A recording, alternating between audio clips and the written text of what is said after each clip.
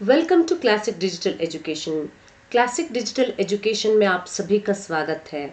छात्रों, आज मैं आप सभी को आधुनिक कविता अधिकार, इस कविता का भावार्थ और कवयित्री का परिचय करा के इस वीडियो में समझाऊंगी। डियर फ्रेंड्स, मेरा चैनल अभी तक सब्सक्राइब नहीं किए हैं तो प्लीज़ सब्सक्राइब कीजिए और सब्सक्राइब कर चुके हैं तो शेयर, लाइक, कमेंट्स करते रहिए और बेल आइकन दबाना भूलिए मत, क्योंकि नए नोटिफिकेशन अपने आप आपको मिल जाएगा। चलो शुरू करते हैं। नई कविता, आधुनिक नवीन युग की कविता अधिकार सीखेंगे। वे मुस्काते फूल नहीं जिसको आता है मुरझाना, वे तारों के दीप नहीं जिसको भाता है बुझ जाना। आधुनिक मीरा के नाम से ही जाने वाले महादेवी वर्मा के बारे में सीखेंगे, समझेंगे। सबसे पहले कवि परिचय कराऊंगी। छात्रों, मेरे साथ वीडियो में अंत तक जुड़े रहिए। इस कविता का भावार्थ समझाऊंगी और क्वेश्चन आंसर्स भी सॉल्व करूंगी। छात्रों, इस कविता में महादेवी वर्मा अधिकार कविता के द्वारा पाठक गणों को क्या संदेश देना चाहते हैं देखेंगे। Karnataka second year PUC board, education board, इसमें सेकेंड ईयर पीयूसी हिंदी पाठ्यक्रम में आधुनिक कविता का सबसे पहली कविता है अधिकार, उसे आज मैं आप सभी को समझाऊंगी। चलो शुरू करते हैं। सबसे पहले कवि परिचय करेंगे। अधिकार, महादेवी वर्मा। कवयित्री परिचय। बहुमुखी प्रतिभा संपन्न एवं प्रमुख छायावादी कवयित्री महादेवी वर्मा का जन्म 1907 ईस्वी में फर्रुखाबाद, उत्तर प्रदेश में हुआ। माता के आदर्शमय चरित्र एवं आस्तिकता तथा नाना के ब्रजभाषा प्रेम से प्रभावित होकर आप बचपन से ही साहित्य की ओर उन्मुख हुई। आपकी प्रारंभिक शिक्षा इंदौर में तथा उच्च शिक्षा प्रयाग में हुई। घर पर ही संगीत और चित्रकला की शिक्षा भी दी गई। प्रयाग विश्वविद्यालय से एमए संस्कृत के उपरांत महिला विद्यापीठ प्रयाग में प्राचार्य के पद पर नियुक्त हुई।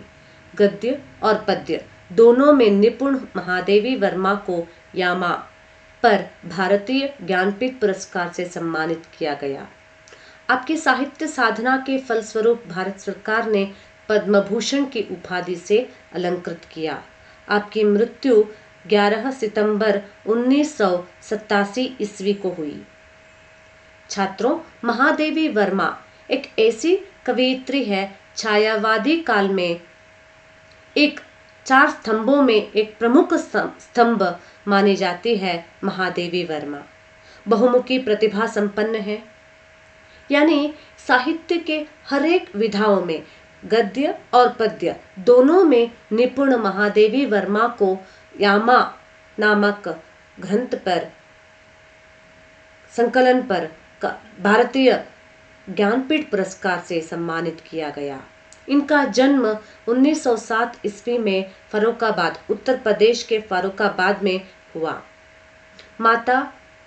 माता के आदर्शमय चरित्र के कारण, आस्तिकता के कारण, धार्मिकता के कारण और नाना के ब्रजभाषा प्रेम से प्रभावित होकर बचपन से ही साहित्य में रुचि रखी थी। इनकी प्रारंभिक शिक्षा इंदौर में तथा उच्च शिक्षा प्रयाग में हुई। घर पर ही संगीत और चित्रकला की शिक्षा भी प्राप्त की। प्रयाग विश्वविद्यालय में से एमए के उपरांत संस्कृत भाषा में एमए किए हैं और उसके बाद महिला विद्यापीठ प्रयाग में प्राचार्य के पद पर नियुक्त हुई। प्राचार्य, यह प्राचार्य शब्द का स्त्रीलिंग रूप है। छात्रों ध्यान दीजिए, प्राचार्य शब्द का स्त्रीलिंग रूप है। गद्य और पद्य दोनों में महादेवी वर्मा निपुण थी। इसलिए उन्हें यामा नामक कविता संकलन पर ज्ञानपीठ पुरस्कार मिले हैं और इन्हें भारत सरकार ने पद्म भूषण की उपाधि से भी अलंकृत किया है। इनकी मृत्यु 11 सितंबर 1987 में इनकी मृत्यु हुई। काव्य ग्रंथ है निहार। इस प्रस्तुत जो कविता है उसे निहार से ही ली गई है। रश्मि, नीरजा, संध्या गीत, दीपशिखा आदि इनके काव्य ग्रंथ हैं। गद्य रचनाएं हैं अतीत के चलचित्र, स्मृति की रेखाएं, पथ के साथी आदि है। प्रस्तुत कविता अधिकार काव्य ग्रंथ निहार से ली गई है। बौद्ध दर्शन के दुखवाद से प्रभावित महादेवी वर्मा के संपूर्ण काव्याभिव्यक्तियों में वेदना एवं करुणा का स्वर प्रधान रूप से मुखरित हुआ है। आपने वेदना का स्वागत करते हुए कहा है कि जिस लोक में अवसाद नहीं, वेदना नहीं, ऐसे लोक को लेकर क्या होगा। जीवन की सार्थकता उसी में है, परिस्थितियों से डटकर मुकाबला करने में है, न कि पलायन करने में। फूल, तारे, बादल, वसंत आदि प्रकृति से संबंधित अनेक बिंबों का प्रयोग करके कवयित्री ने जीवन के प्रति गहरी आस्था व्यक्त की है। कवयित्री को वेदना का वह रूप प्रिय है जो मनुष्य के संवेदनशील हृदय को समस्त संसार से बांध देता है। वे अमरों के लोक को भी टुकरा कर अपने मिटने के अधिकार को बचाए रखना चाहती हैं। जीवन में वेदना की अनुभूति का महत्व तथा संघर्ष पथ पर निरंतर आगे बढ़ने का संदेश देने हेतु इस कविता का चयन किया गया है। प्रस्तुत कविता में अधिकार का इस कविता को उनके काव्य ग्रंथ निहार से ली गई है। छात्रों, आपके ससंदर्भ भावार्थ एग्जाम में आप लिखना चाहते हैं तो 4 मार्क्स के लिए आपको दिया जाता है। कितने मार्क्स? 4 मार्क्स के लिए देते हैं। इसलिए आपको उस समय किस कविता का भावार्थ लिख रहे हैं उसका नाम और कवि परिचय नहीं, कवयित्री या कवि का नाम और किस काव्य ग्रंथ से या कविता संकलन से लिया गया है उसे भी लिखना चाहिए और कविता का उद्देश्य लिखना है, साथ ही साथ विशेषता भी उसमें लिखनी चाहिए। यहाँ क्या विशेषता है? वेदना का स्वागत करते हुए महादेवी वर्मा जी कहते हैं कि जिस लोक में अवसाद नहीं है, दुख नहीं है, पीड़ा नहीं है, वेदना ही नहीं है, वह लोक को लेकर क्या कर सकते हैं। जीवन की सार्थकता उसी में है और उस परिस्थितियों को हमें, जैसे कि अवसाद की परिस्थितियों को डटकर सामना करके उससे सहना चाहिए और न कि उसे पलायन करना चाहिए। और इसके लिए महादेवी वर्मा कैसे समझाना चाहते हैं? फूल, तारे, बादल, वसंत, अन्य ऐसे प्राकृतिक चीजों से हमें बताना चाहती है कि परमात्मा से कहती है, परमात्मा आपके लोक मुझे नहीं चाहिए क्योंकि वहाँ संवेदनशीलता ही नहीं है।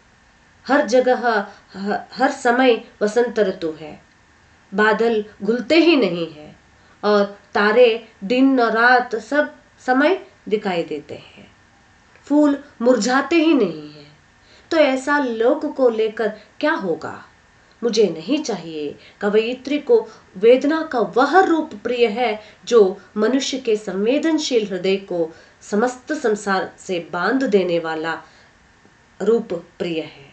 अमरों के लोक को लेकर क्या कर सकते हैं?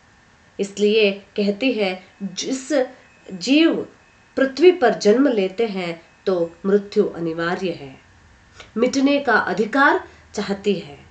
जीवन में वेदना की अनुभूति का महत्व और संघर्षपूर्ण जीवन में निरंतर हमें निडर बनकर आगे बढ़ने का संदेश देने के लिए इस कविता का चयन किया गया है। चलो शुरू करते हैं कविता। वे मुस्काते फूल नहीं जिनको आता है मुरझाना, वे तारों के दीप नहीं जिनको भाता है बुझ जाना, वे नीलम से मेघ नहीं जिनको है घुल जाने की चाह, वह अनंत ऋतुराज नहीं जिसने देखी जाने की राह, वे सोने से नयन नहीं जिनमें बनते आंसू मोती, वह प्राणों की सेज नहीं जिसमें बेसुध पीड़ा सोती। यहाँ पहले 4 पंक्तियों में कवयित्री हमें क्या समझाने की कोशिश कर रही है? परमात्मा से, भगवान से कहती है, भगवान मुझे ऐसा जीवन नहीं चाहिए। वे मुस्काते फूल नहीं, मुस्काना फूल की जो स्वाभाविक गुण है, वैसे ही मुस्काने वाले फूल को मुरझाना भी पड़ता है, चाहे वह 1 दिन या 2-3 दिन या 1 हफ्ते, उसके बाद तो फिर मुरझाना ही है। वैसे कहने की कोशिश कर रही है, वे तारों के दीप नहीं, तारों के यानी तारे दिन में या रात में दिखते हैं, रात में आसमान में टिमटिमाते हुए तारे दिखाई देते हैं, वैसे तारे सुबह हमें नहीं दिखते हैं क्योंकि सूरज के किरणों के कारण बुझ जाते हैं। तो महादेवी वर्मा यहाँ बता रही है हमें कि ये प्रकृति का नियम है, निसर्ग का स्वाभाविक गुण है। वे नीलम से मेघ नहीं, नेक्स्ट पैराग्राफ में बता रही है, वे नीलम से मेघ नहीं जिनको है घुल जाने की चाह।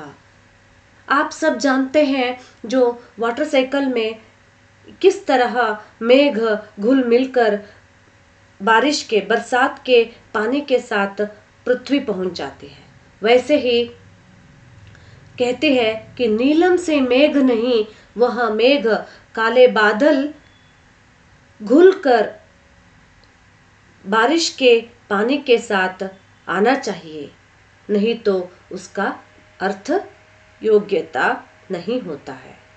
और वह अनंत ऋतुराज नहीं, अनंत ऋतुराज यानी ऋतुराज हम सब जानते हैं, मुख्यतः 3 ऋतुएं हम जानते हैं, गर्मी का मौसम है और बरसात यानी मानसून मौसम देखते हैं, और उसके बाद वसंत ऋतु किस मौसम में आते हैं, ठंड के मौसम में, हम सब जानते हैं शीत ऋतु, है ना। वह अनंत ऋतुराज नहीं, हर मौसम 4-4 महीने होते हैं, फिर परिवर्तन उसमें बदलाव आता है और दूसरे मौसम के लिए दूसरा मौसम का आगमन होता है। वैसे वह अनंत ऋतुराज नहीं, ऋतुराज ऋतुओं का राजा है, वसंत ऋतु ही 12 महीने तक रहेगा नहीं, उसको भी है कि आने के लिए नेक्स्ट जो ऋतु है, ऋतुराज यानी शीत ऋतु के बाद फिर गर्मी के ऋतु आएगा। तो इस तरह नेक्स्ट आने के अनंत ऋतुराज नहीं है, अनंत नहीं है यानी उसका अंत है, क्योंकि 4 महीने के बाद फिर गर्मी का मौसम, उसके बाद फिर बरसात, ये परिवर्तन होता ही रहता है, प्रकृति का नियम है। इन बिंबों द्वारा हमें समझाने की कोशिश कर रही है महादेवी वर्मा, दुख सहना पड़ता है, दुख सुख के साथ हमेशा रहता है, दुख को हमें क्या करना चाहिए, निडर बनकर सहना चाहिए और डटकर सामना करते हुए आगे बढ़ना चाहिए। और क्या कहते हैं तीसरे पैराग्राफ में, वे सोने से नयन नहीं, नयन यानी नेत्र, शब्दार्थ बाद में समझाएंगे, वे सोने से नयन नहीं जिनमें बनते आंसू मोती। कैसी कल्पना कर रही है देखिए, आंसू मोती, मोती जैसे मोती रूपी आंसू को निकलना चाहिए, उससे ही आंखों की जो सुंदरता दिखती है। वह प्राणों की सेज नहीं, सेज यानी शैया, बेड जो कहते हैं ना उसे, नहीं जिनमें बेसुध पीड़ा सोती। इसका अर्थ क्या है, यहाँ देखिए जो आंखों की सुंदरता उसी में है, आंखों में आंसुएं निकलनी ही चाहिए। कोई भी ऐसे व्यक्ति नहीं है इस दुनिया में, अभी तक मुझे किसी भी कारण रोना ही नहीं हुआ है, मैं रोता ही नहीं हूँ, ऐसा कोई व्यक्ति नहीं है। और कोई किसी न किसी कारण पर कोई ना कोई व्यक्ति दुखित होता ही है। दुखित होना यानी आंखों में आंसुएं अपने आप आ जाते हैं। मोती रूपी आंसुएं निकलने से ही नयन यानी नेत्र, आंखों की सुंदरता बढ़ती है कहते हैं। और वह बेसुध पीड़ा जिस प्राण में नहीं है, तो वह प्राण, जैसे कि प्राण रूपी जो शैया है, शैया सोने के लिए उपयोग होता है ना, बेड। जिस शैया पर सो नहीं सकते हैं उसे सेज कहकर क्या लेना, राइट, है ना। प्राणों की जो सेज, प्राण रूपी सेज में बेसुध पीड़ा ही नहीं है, तो सोने के लिए उपयोग ही नहीं है, तो उस सेज को लेकर क्या कर सकते हैं। नेक्स्ट पंक्तियों में क्या कहने की कोशिश कर रहे हैं, उससे पहले आपको लिखना चाहिए शब्दार्थ। फूल यानी कुसुम, है ना, कुसुम।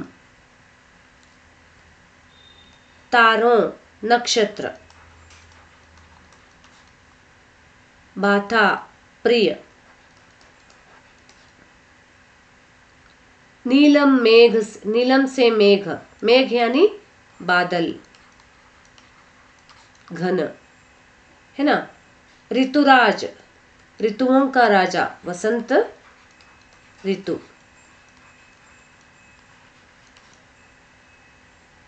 नयन, नयन यानी नेत्र या आंख। आंसू, अश्रुधारा। सेज यानी शैया।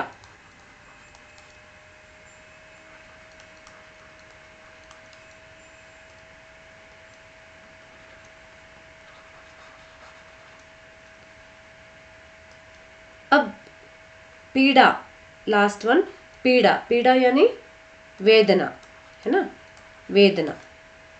नेक्स्ट आपको अन्य पंक्तियों में क्या कहने की कोशिश कर रहे हैं समझाऊंगी। ऐसा तेरा लोक वेदना नहीं, नहीं जिसमें अवसाद, जलना नहीं, नहीं जिसने जाना मिटने का स्वाद।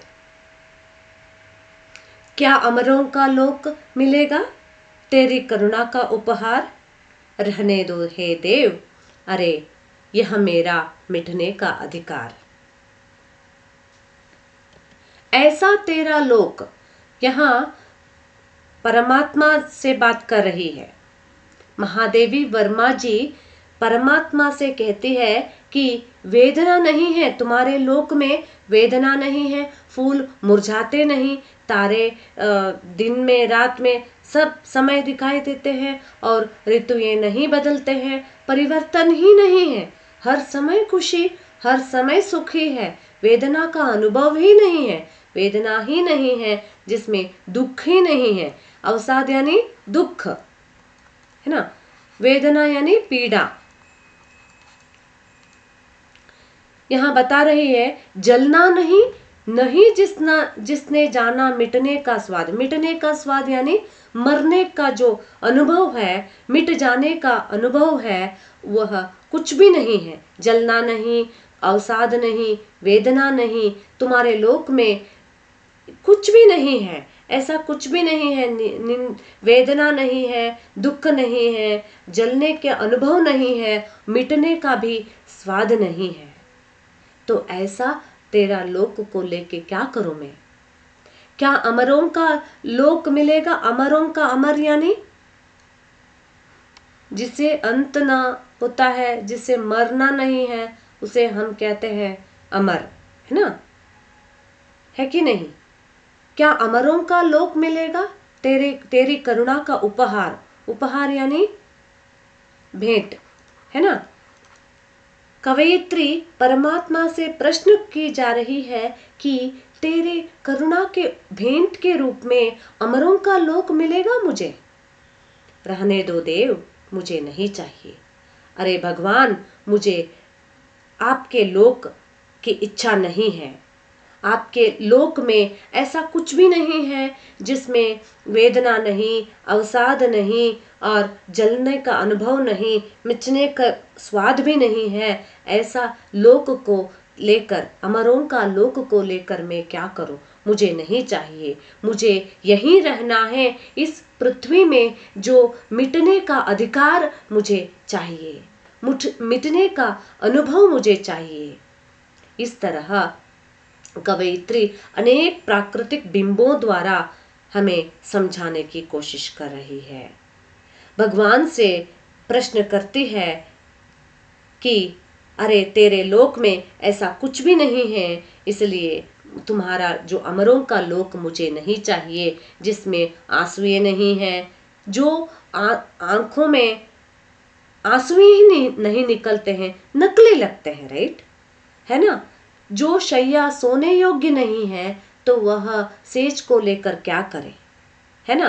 प्राणों की जो बेसुध पीड़ा ही नहीं, प्राणों में जो बेसुध पीड़ा यानी वेदना ही नहीं है, तो उस प्राण को लेकर क्या कर सकते हैं, है ना। वैसा अमरों का लोक मुझे नहीं चाहिए बताती है। मिटने का अधिकार मुझे चाहिए कहते हैं। चलो इस वीडियो में आपको शब्दार्थ समझाएंगे। कठिन शब्दार्थ यहाँ नीचे दिए हैं। भाना यानी अच्छा लगना, ऋतुराज वसंत ऋतु, अनंत यानी जिसका अंत न हो उसे हम अनंत कहते हैं। वन वर्ड के लिए शायद कभी कभी पूछते हैं। सेज यानी शैया, अवसाद दुख, उपहार भेंट। डियर स्टूडेंट्स, अभी तक हमने अधिकार कविता का भावार्थ समझाया है। नेक्स्ट वीडियो में क्वेश्चन एंड आंसर्स भी समझाएंगे। तब तक के लिए आपको इसे पढ़ना चाहिए, लिखकर अभ्यास करना चाहिए छात्रों। मैं आशा करती हूँ कि आप सभी को इस कविता का भावार्थ समझ में आ गया है। वीडियो को अंत तक देखने के लिए धन्यवाद। मेरा चैनल अभी तक सब्सक्राइब नहीं किए हैं तो प्लीज़ सब्सक्राइब कीजिए। सब्सक्राइब कर चुके हैं तो प्लीज़ शेयर कीजिए, लाइक तो ज़रूर करना और कमेंट्स कीजिए, क्योंकि नए वीडियोस आपके अनुसार बना के भेजेंगे। और बेल आइकन दबाना भूलिए मत, क्योंकि नए नोटिफिकेशन अपने आप आपको मिल जाएगा।